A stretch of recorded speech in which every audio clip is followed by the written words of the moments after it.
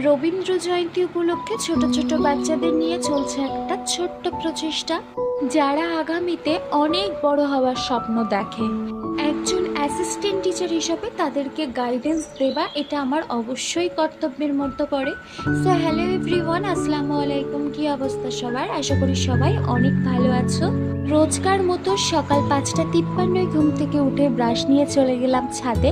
সবুজ প্রকৃতি দেখার সাথে সাথে দেখলাম সূর্যি মামা সবে সবে উদিত হচ্ছে।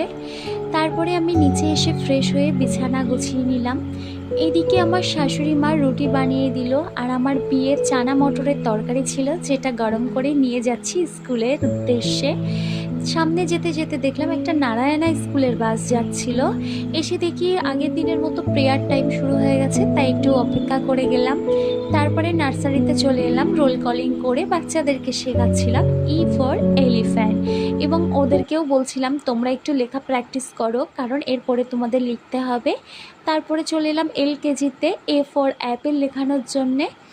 এখন আমার স্টুডেন্ট লিখতে পারছিল না, তাই ওকে একটু হেল্প করলাম, এবং ওরা খুব এক্সাইটেড বোর্ডে লেখার জন্য। ওদেরকে দেখলেই বুঝতে পারবে। তারপরে হলো টিফিন টাইম। তারপরের সময়টা কিন্তু আমরা রিহার্সাল করে কাটিয়েছি।